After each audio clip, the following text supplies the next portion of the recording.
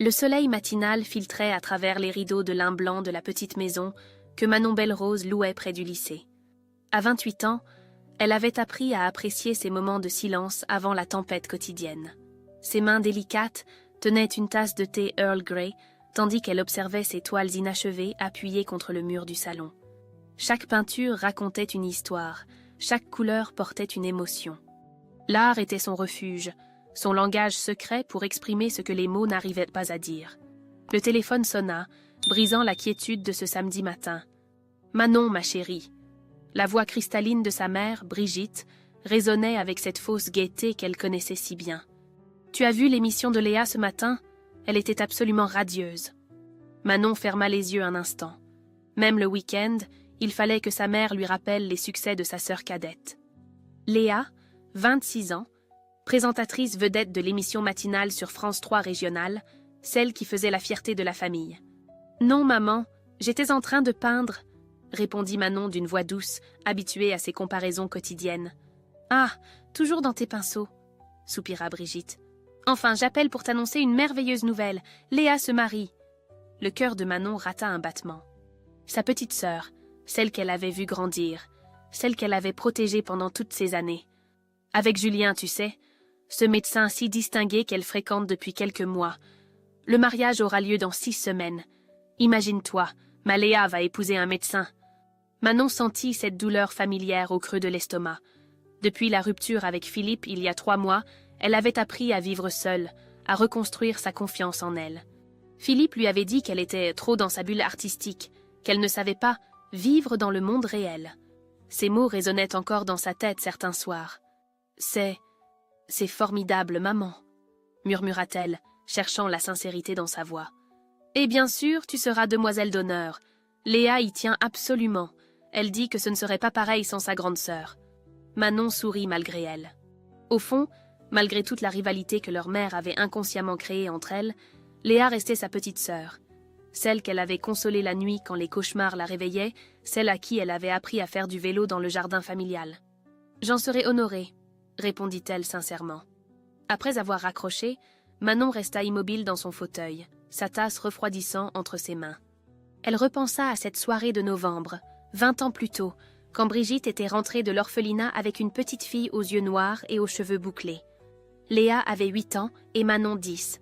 Leurs parents venèrent de mourir dans un accident de voiture. « Voici votre nouvelle petite sœur », avait annoncé Brigitte avec une tendresse infinie. « Elle va vivre avec nous maintenant. » Manon avait immédiatement ouvert ses bras à cet enfant perdu, qui tremblait dans sa robe bleue trop grande. Dès le premier jour, elle avait promis de la protéger, de l'aimer comme une vraie sœur. Mais avec le temps, quelque chose avait changé. Brigitte, peut-être par culpabilité de ne pas avoir pu sauver les parents biologiques de Léa, s'était mise à la surprotéger, à la valoriser constamment.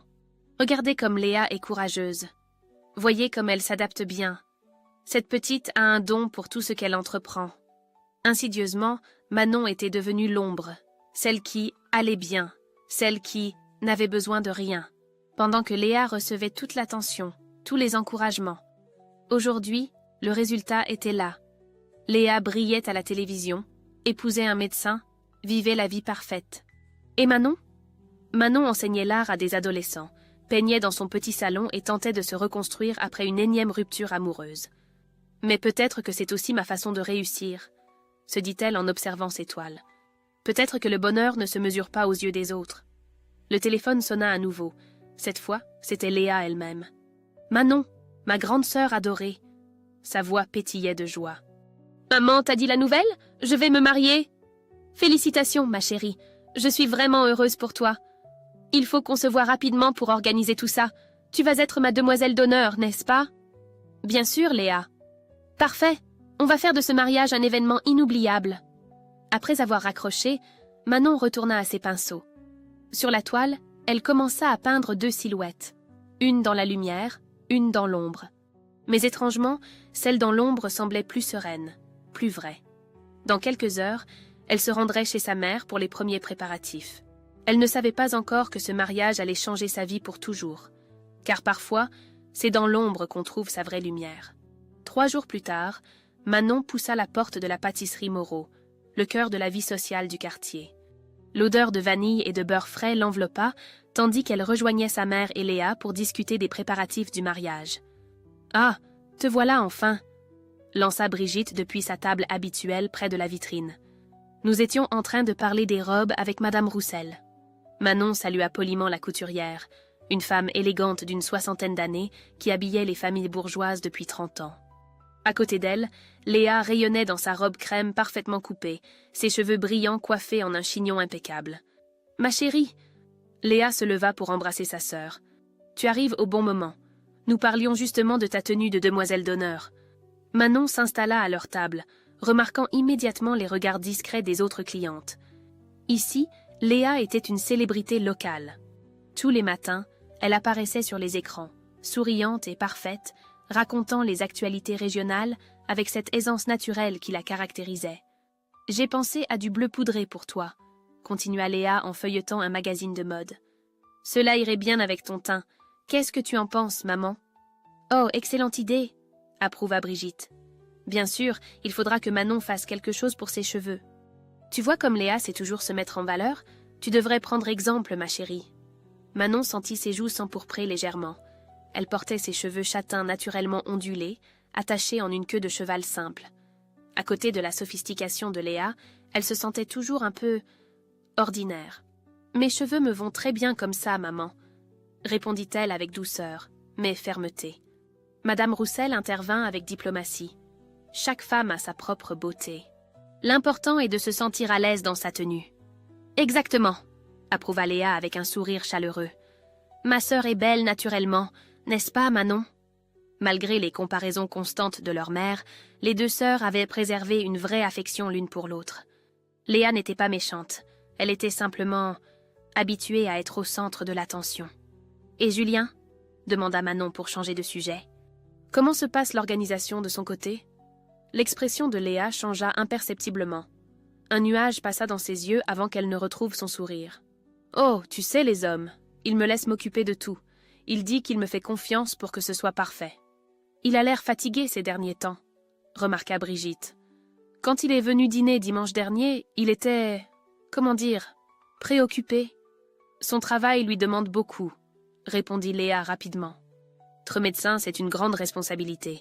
Il veut bien faire, c'est tout. » Manon observa sa sœur attentivement. Quelque chose dans son ton sonnait faux, comme si elle récitait une réponse préparée. Léa, qui d'habitude parlait de Julien avec des étoiles dans les yeux, semblait soudain distante. « Il faudra que je lui parle de mes idées pour les fleurs, » dit Madame Roussel. « J'ai pensé à des pivoines blanches et roses pour la décoration. »« Non !» La réaction de Léa fut si vive que toutes les femmes la regardèrent, surprises. « Je veux dire, Julien préfère les arrangements simples. Des roses blanches suffiront. » Un silence gêné s'installa. Léa, d'habitude si sûre d'elle, semblait nerveuse, presque fragile. « Ma chérie, tu vas bien ?» demanda Brigitte avec inquiétude.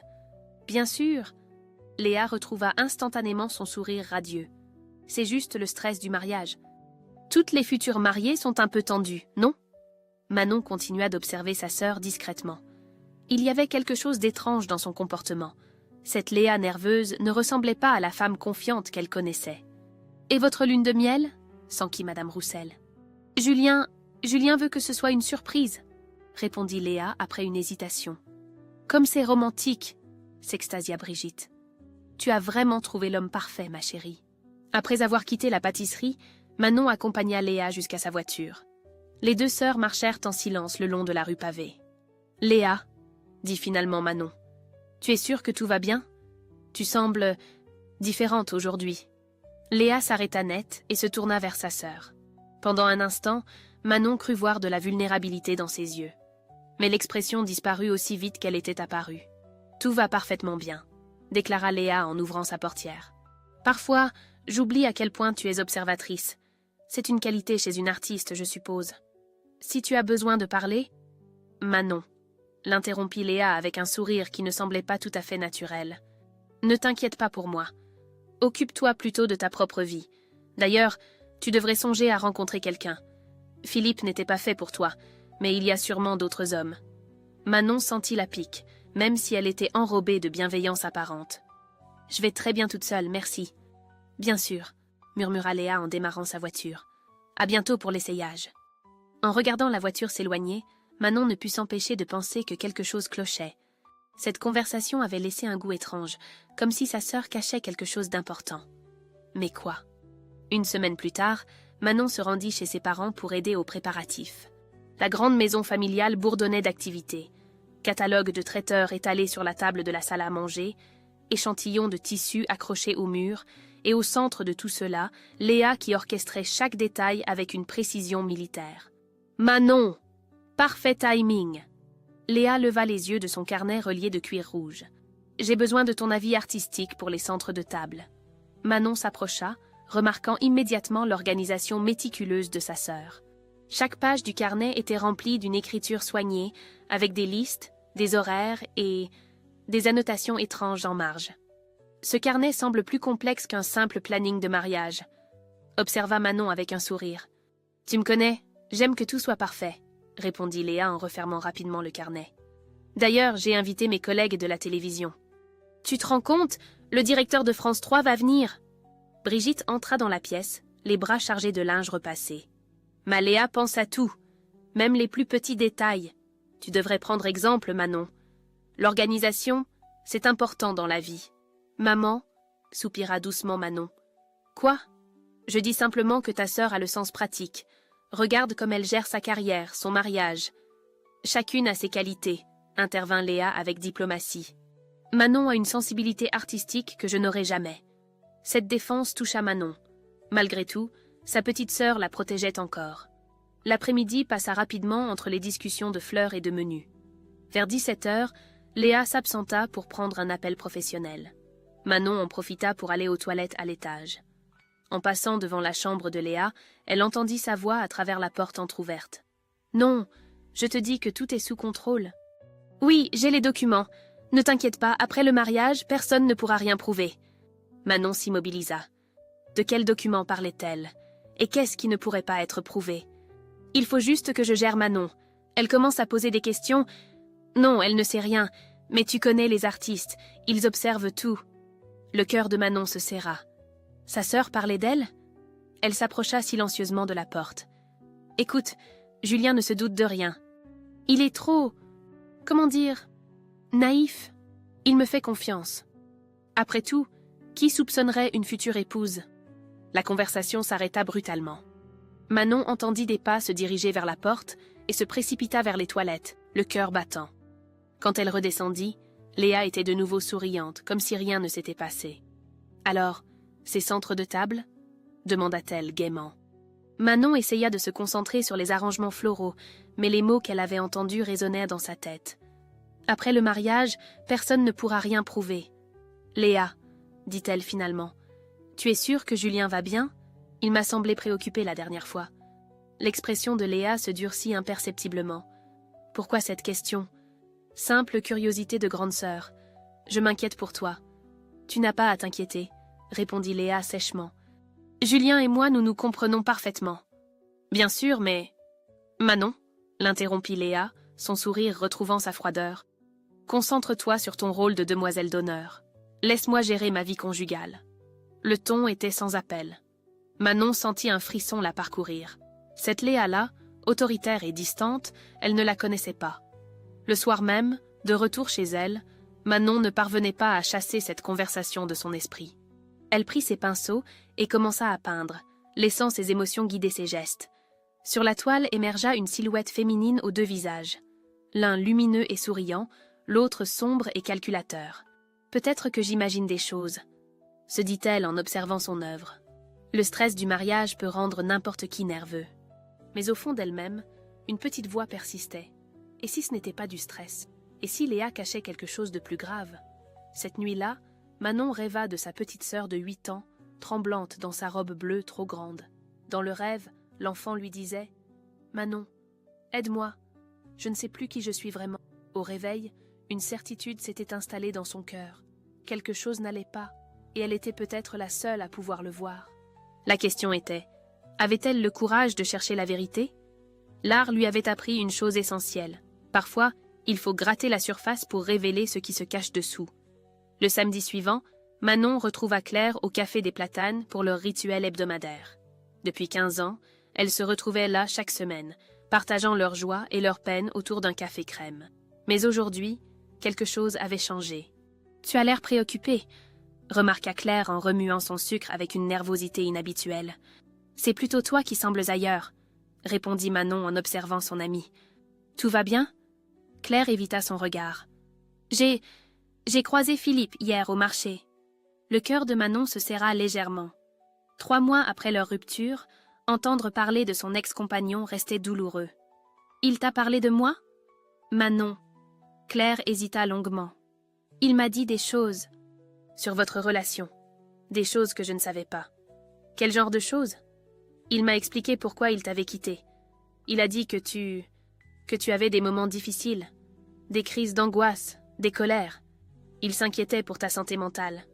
Manon resta bouche bée. Quoi? Mais Claire, tu me connais? Je n'ai jamais eu de crise de colère. Je sais bien, mais... Claire semblait mal à l'aise. Il avait l'air sincère. Et puis, Léa aussi s'inquiète pour toi. Léa? Qu'est-ce qu'elle vient faire là-dedans? Elle est venue me voir cette semaine. Elle m'a dit qu'elle était préoccupée par ton état depuis la rupture, que tu avais tendance à dramatiser les situations. Manon sentit le sol se dérober sous ses pieds. Claire, regarde-moi dans les yeux. Est-ce que j'ai l'air d'une personne instable? Son amie détourna le regard. Non, bien sûr que non. Mais parfois, les gens qui souffrent cachent bien leur douleur. Léa m'a montré... Montré quoi? Des messages que tu lui avais envoyés. Des messages où tu semblais en colère contre moi. Où tu disais que je ne te comprenais pas, que notre amitié était superficielle. Manon écarquilla les yeux.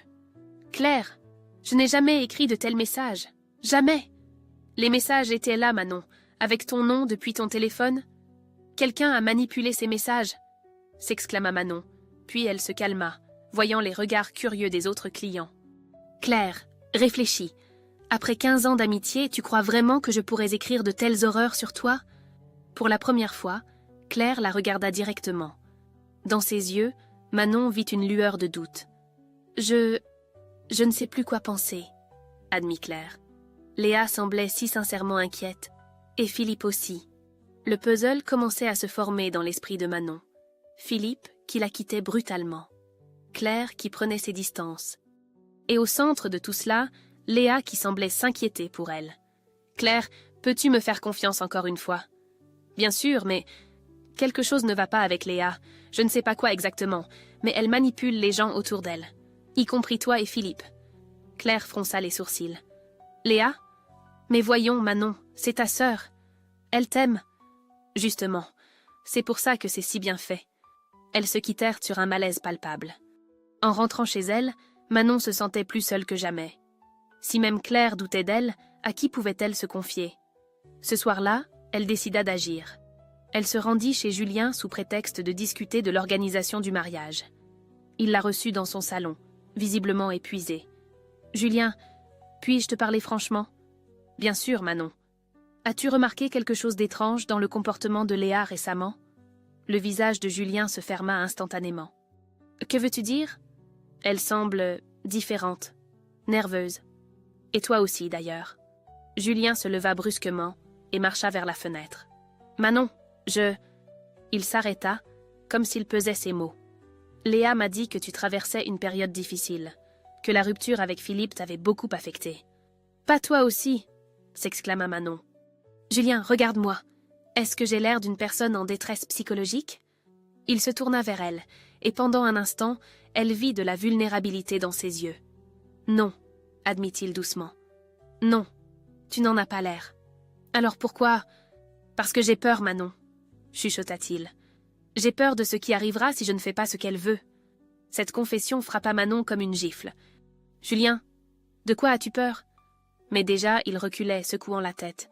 « Non, je n'aurais pas dû dire ça. Oublie ce que je viens de dire. Julien, Manon, s'il te plaît, rentre chez toi et fais attention à ce que tu dis. Léa a des oreilles partout. » En quittant l'appartement de Julien, Manon comprit qu'elle venait de franchir une ligne.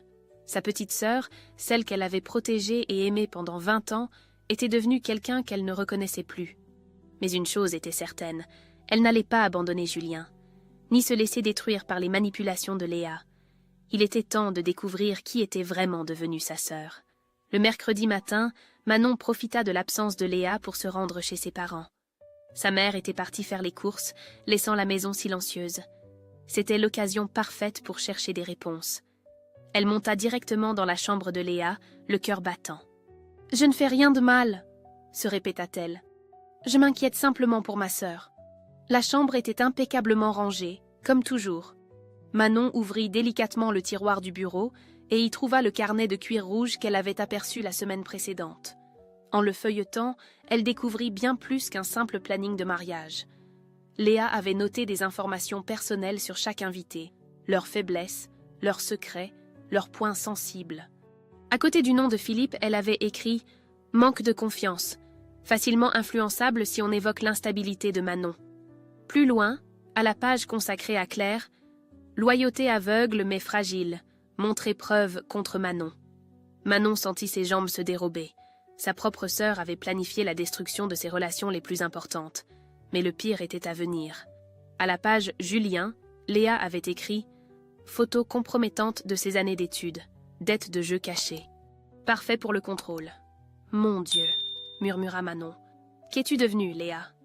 Elle continua sa lecture, horrifiée. Léa avait des dossiers sur le directeur de France 3, sur le maire, même sur leur propre mère. Chaque personne de son entourage était réduite à ses vulnérabilités, cataloguée comme un pion sur un échiquier. Le bruit de la porte d'entrée la fit sursauter. Elle remit rapidement le carnet en place et descendit l'escalier, essayant de paraître naturelle. « Manon ?» La voix de Brigitte résonnait depuis la cuisine. « Qu'est-ce que tu fais là ?»« Je venais voir si vous aviez besoin d'aide pour les préparatifs, » répondit-elle en rejoignant sa mère. « Comme c'est gentil. Justement, j'ai croisé Madame Perrin au marché. Elle m'a dit que tu avais l'air fatiguée ces derniers temps. » « Encore. » Même les commerçantes du quartier semblaient avoir été influencées. « Maman, qui t'a dit que j'allais mal ?» Brigitte parut surprise par la question directe. « Eh bien, Léa s'inquiète pour toi. Elle dit que depuis ta rupture avec Philippe, tu as tendance à voir des problèmes partout. Et tu la crois ? Ma chérie, Léa te connaît bien, et elle t'aime. Si elle s'inquiète, c'est qu'il y a une raison. » Manon comprit qu'il était inutile d'insister. Léa avait soigneusement préparé le terrain. Ce soir-là, elle reçut un appel inattendu de Julien. « Manon, il faut qu'on se parle. Peux-tu venir chez moi ?» 25 minutes plus tard, elle se trouvait dans le salon de Julien, remarquant immédiatement sa nervosité. « Léa sait que tu es venue l'autre jour, » dit-il sans préambule. « Comment ? Elle a ses moyens de savoir beaucoup de choses. » Il passa une main tremblante dans ses cheveux. « Manon, je vais te dire la vérité. Mais après ça, tu ne pourras plus reculer. Je t'écoute. Léa me fait chanter depuis des mois. Elle a des photos de moi prises pendant mes études de médecine. Des photos compromettantes. Et elle connaît des dettes que j'avais cachées. Si elle révèle tout ça, ma carrière est finie. » Manon sentit son cœur se serrer. « Pourquoi l'épouses-tu alors ? Parce que si je ne le fais pas, elle détruit tout. Ma réputation, mon travail, ma famille. Et maintenant ?» Il la regarda avec une expression douloureuse. « Maintenant, elle s'attaque à toi aussi. »« Dross, que veux-tu dire ? Elle collecte des informations sur toi depuis des mois, des photos, des conversations enregistrées. Elle construit un dossier pour te faire passer pour quelqu'un d'instable. Mais pourquoi ? Parce que tu commences à voir clair dans son jeu. Et ça, elle ne peut pas le tolérer. » Manon resta silencieuse un long moment, assimilant ses révélations. Puis, doucement, elle demanda. « Julien ? Et si on l'arrêtait ensemble ? » « Comment ? » « En rassemblant nos propres preuves, en montrant qui elle est vraiment. C'est trop dangereux, Manon. Tu ne la connais pas comme moi. »« Si, je la connais. » Manon se leva, une détermination nouvelle dans la voix. « Je la connais depuis qu'elle a 8 ans. Et je sais qu'au fond, sous cette carapace, il y a encore la petite fille effrayée que j'ai accueillie un jour. Manon, je ne vais pas la laisser détruire nos vies, Julien. Ni les tiennes, ni la mienne, ni même la sienne. » Elle prit sa main dans la sienne. « Nous allons lui rappeler qui elle était vraiment avant de devenir ça. » Pour la première fois depuis des semaines, Julien esquissa un sourire. « Tu crois vraiment qu'on peut y arriver ? J'en suis certaine. Parfois, il faut traverser l'obscurité pour retrouver la lumière. » En rentrant chez elle ce soir-là, Manon savait qu'elle venait de franchir un point de non-retour. Mais elle n'avait plus peur. Elle allait sauver sa sœur, même si Léa ne voulait pas être sauvée. Les 3 semaines suivantes passèrent dans une tension silencieuse. Manon et Julien se retrouvaient discrètement, élaborant leurs plans avec la précision d'horloger. Julien avait commencé à enregistrer ses conversations avec Léa grâce à un petit magnétophone qu'il dissimulait dans sa poche de veste. Elle se sent tellement en sécurité qu'elle ne prend plus de précautions, expliqua-t-il à Manon lors de leur rendez-vous hebdomadaire au parc municipal. Hier, elle m'a clairement dit qu'après le mariage, plus personne ne pourrait l'arrêter. As-tu réussi à enregistrer ça? Oui, et bien plus encore. Julien sortit une petite cassette de sa poche. Manon, ce qu'elle dit sur toi, c'est horrible. Elle planifie de te faire passer pour déséquilibrée après le mariage, pour que personne ne croie jamais tes accusations. Manon sentit un frisson parcourir son échine, mais sa résolution ne faiblit pas. Au contraire, Julien, cela prouve qu'elle a peur de nous. Comment peux-tu rester si sereine? Parce que j'ai compris quelque chose d'important. Manon s'assit sur un banc, contemplant les enfants qui jouaient dans le square. Léa n'est pas méchante par nature. Elle est terrifiée. Terrifiée d'être abandonnée, comme elle l'a été enfant. Alors elle contrôle tout le monde pour s'assurer qu'ils ne partiront jamais. Tu l'excuses? Non, je la comprends. C'est différent. Manon se tourna vers lui. Et comprendre quelqu'un, c'est déjà le premier pas pour l'aider. Julien la regarda avec admiration. Comment fais-tu pour garder autant d'espoir? Parce que j'ai vu cette petite fille de 8 ans pleurer dans mes bras. Je sais qu'elle existe encore, quelque part sous tout ce cynisme.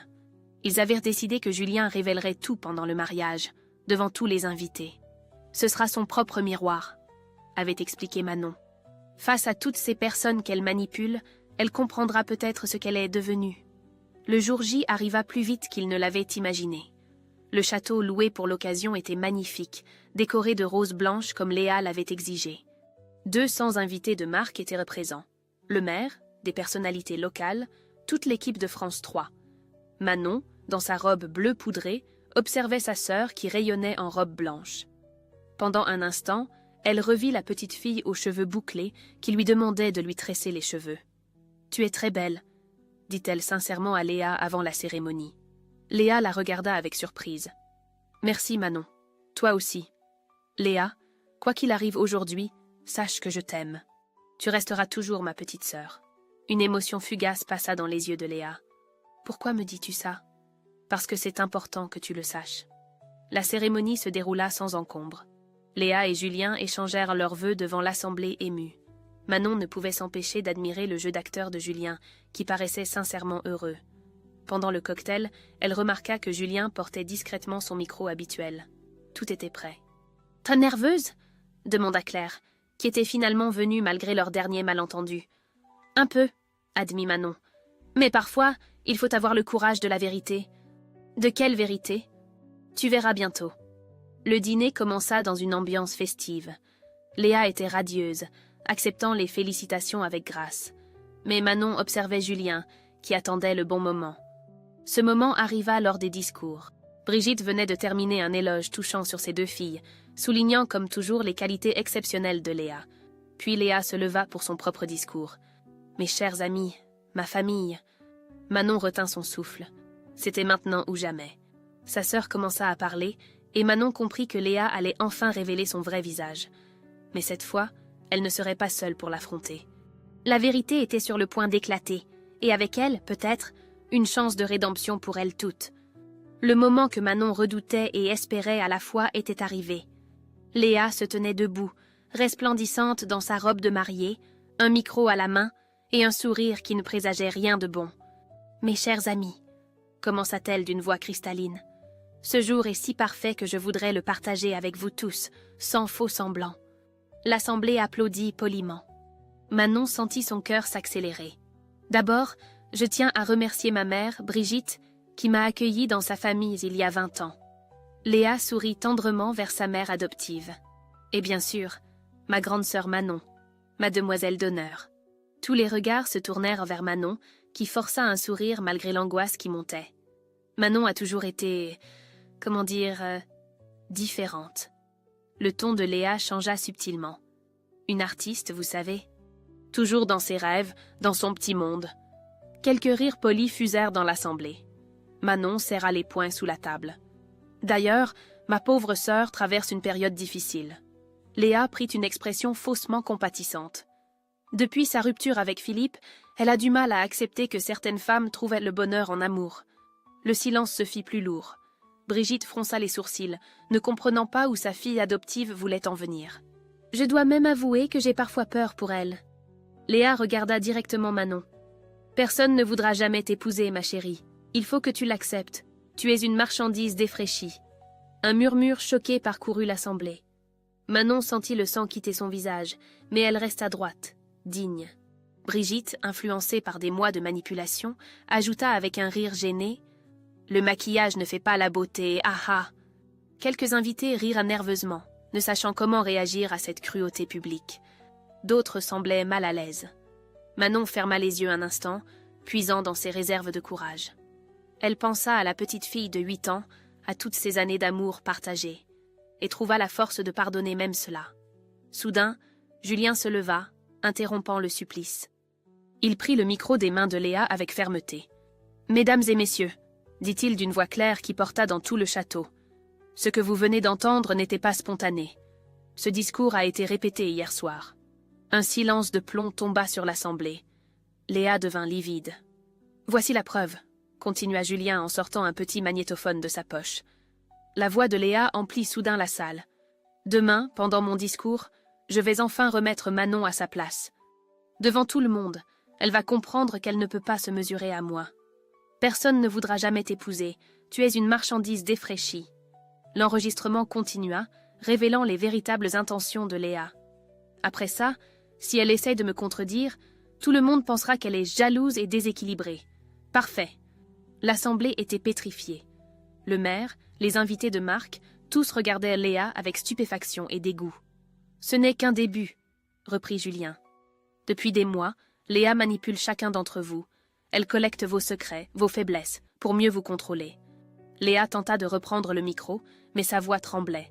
« Julien, qu'est-ce que tu fais ?»« Ce que j'aurais dû faire depuis longtemps, » répondit-il fermement. « Révéler qui tu es vraiment. » Il fit entendre d'autres enregistrements. Léa se moquant de ses invités, planifiant ses manipulations, se vantant de contrôler tous ces idiots. L'assemblée était sous le choc. Brigitte avait les larmes aux yeux, réalisant l'ampleur de sa complicité involontaire. Manon se leva lentement et s'approcha de sa sœur, qui tremblait maintenant de rage et de honte. « Léa, » dit-elle doucement, « regarde autour de toi. Regarde ce que tu as fait. Ce n'est pas toi. »« Tais-toi !» cria Léa, perdant enfin son masque. « Tu ne comprends rien !»« Si, je comprends. » Manon tendit la main vers elle. « Tu as peur d'être abandonnée. Mais en agissant ainsi, tu crées exactement ce que tu redoutes. » Pour la première fois depuis des années, Léa sembla redevenir cette petite fille de 8 ans, perdue et effrayée. La vérité venait d'exploser au grand jour. Maintenant, il fallait voir si l'amour pourrait être plus fort que la blessure. Le silence qui suivit la révélation de Julien était assourdissant. Dans la grande salle du château, 200 invités retenaient leur souffle, essayant d'assimiler ce qu'ils venaient d'entendre. Le maire fut le premier à retrouver sa voix. « Madame, je veux dire, Léa, est-ce que tout cela est vrai ?» Léa regardait autour d'elle comme un animal pris au piège. Son masque de perfection s'effritait sous les regards accusateurs. « Vous ne comprenez pas... »« Si, nous comprenons parfaitement, » intervint le directeur de France 3, visiblement indigné. « Nous comprenons que vous nous avez tous manipulés. » Julien sortit une nouvelle cassette.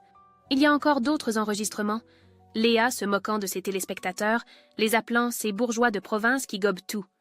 Un murmure d'indignation parcourut l'assemblée. Madame Roussel, la couturière, secoua la tête avec dégoût. « Dire que je la trouvais si charmante. »« Vous voulez vraiment détruire ma vie ?» cria Léa, sa voix se brisant. « Vous voulez que je n'ai plus rien ?»« Léa, » dit doucement Manon en s'approchant encore. « Tu t'es détruite toute seule. Nous essayons de t'aider à te reconstruire. »« M'aider ?» Léa eut un rire hystérique. « Tu as toujours été jalouse de moi, depuis le premier jour ?»« Non, ma chérie. » Manon tendit encore sa main. « J'ai toujours été fière de toi. Fière de la petite fille courageuse qui a surmonté l'abandon de ses parents. Fière de la jeune femme brillante qui a réussi à la télévision, mais pas fière de celle que tu es devenue aujourd'hui. » Brigitte s'approcha, les larmes aux yeux. « Léa, ma petite fille, qu'est-ce qui t'est arrivé ?»« Ce qui m'est arrivé ?» Léa se tourna vers sa mère adoptive avec une douleur infinie. J'ai grandi en sachant que j'étais un bouche-trou, que si mes vrais parents n'étaient pas morts, vous ne m'auriez jamais regardé. Comment peux-tu dire ça? Sanglota Brigitte. Je t'ai aimée dès le premier instant. Mais pas comme Manon, explosa Léa. Elle, c'était votre vraie fille, moi j'étais juste la remplaçante. Un silence pesant s'abattit sur l'assemblée.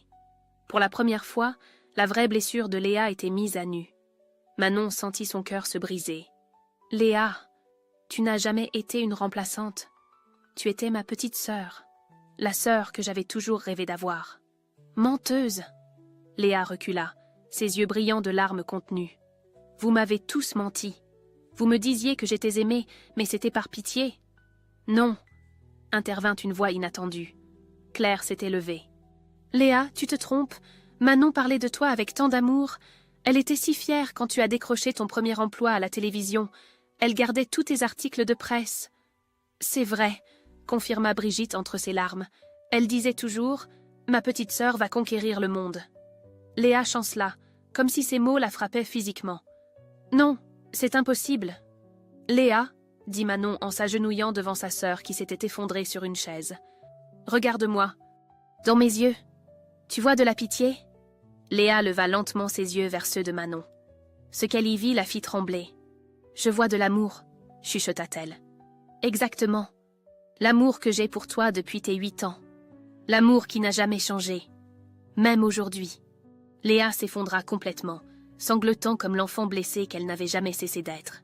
« Qu'est-ce que j'ai fait? Qu'est-ce que j'ai fait à tout le monde ?»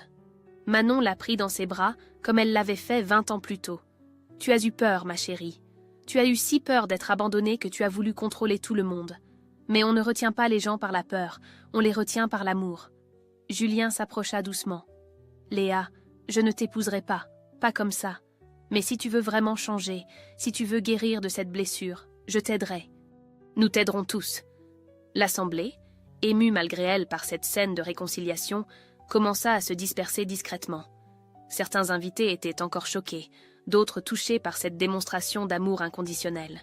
Brigitte rejoignit ses 2 filles enlacées. « Pardonnez-moi, » murmura-t-elle. « Je n'ai jamais voulu créer cette rivalité entre vous. Nous avons tous fait des erreurs, maman, » dit Manon. « L'important, c'est de les réparer maintenant. » Dans les bras de sa sœur, Léa pleurait toutes les larmes qu'elle avait retenues pendant 20 ans. Et pour la première fois depuis longtemps, c'étaient des larmes de soulagement. La vérité était enfin libre. Maintenant, la guérison pouvait commencer. 1 an plus tard, le soleil de septembre dorait les murs de la petite galerie d'art que Manon avait ouverte dans le centre-ville. L'exposition « Renaître » attirait de nombreux visiteurs, touchés par ces toiles qui racontaient une histoire de pardon et de guérison. « Mademoiselle Belle-Rose ?» Une dame âgée s'approcha de Manon. « Votre série sur les masques tombés m'a profondément émue. Comment trouvez-vous cette force de pardonner ?»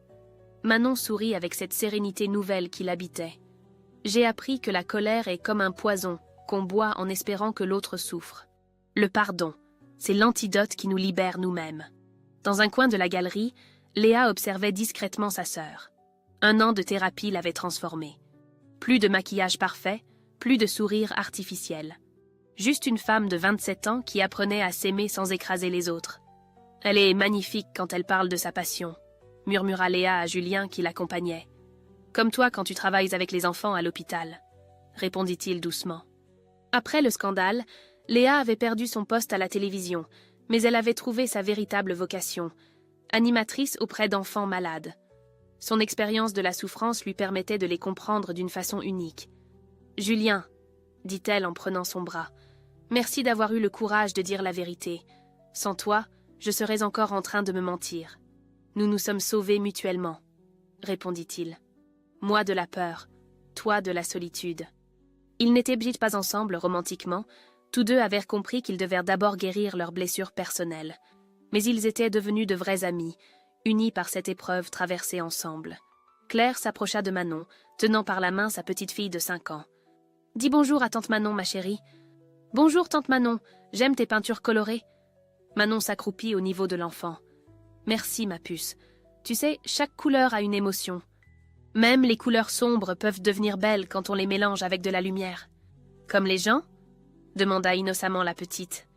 Exactement comme les gens, confirma Manon, émue par cette sagesse enfantine. Brigitte arriva en fin d'après-midi, accompagnée de son mari. Les relations familiales s'étaient apaisées, même si elles restaient fragiles. Brigitte avait commencé une thérapie pour comprendre comment elle avait involontairement créé cette rivalité entre ses filles. « Je suis fière de toi, ma chérie », dit-elle à Manon en contemplant les œuvres exposées. « Et fière de Léa aussi. Vous m'avez appris qu'il n'y a pas qu'une seule façon de réussir sa vie. » Le soir venu, quand tous les invités furent partis, les deux sœurs se retrouvèrent seules dans la galerie. Elles s'assirent côte à côte devant la toile centrale, deux silhouettes qui marchaient main dans la main vers la lumière. « Manon, » dit Léa doucement, « je n'aurai jamais assez de ma vie pour me faire pardonner ce que je t'ai fait. Léa, regarde-moi. » Manon prit les mains de sa sœur dans les siennes. « Le pardon n'est pas quelque chose qu'on gagne. C'est un cadeau qu'on offre. Et je te l'ai déjà offert. Comment fais-tu? Comment trouves-tu cette force? Parce que j'ai compris une chose essentielle. » Manon sourit, ses yeux brillants de cette sagesse acquise dans l'épreuve. La beauté véritable ne vient pas de ce qu'on paraît aux yeux des autres.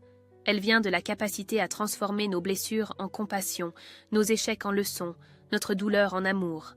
Léa serra les mains de sa sœur. « Tu as toujours été la plus sage de nous deux. » « Non, nous avons juste eu des chemins différents pour apprendre les mêmes leçons. » Dehors, les réverbères s'allumaient un à un, chassant doucement l'obscurité. Dans la galerie, les deux sœurs continuaient à parler, rattrapant 20 ans de malentendus et de non-dits. Plus tard, en fermant sa galerie, Manon contempla une dernière fois sa toile préférée. Elle y avait peint deux petites filles, l'une qui tendait la main à l'autre, debout devant une porte ouverte sur un jardin baigné de lumière. Car c'était cela, la vraie leçon de cette histoire. Peu importe d'où nous venons, peu importe nos erreurs, il y a toujours une porte ouverte sur la lumière. Il suffit parfois d'avoir le courage de tendre la main à quelqu'un pour la franchir ensemble. Et dans cette lumière partagée, nous découvrons enfin qui nous sommes vraiment. Des êtres imparfaits, mais capables d'un amour infini.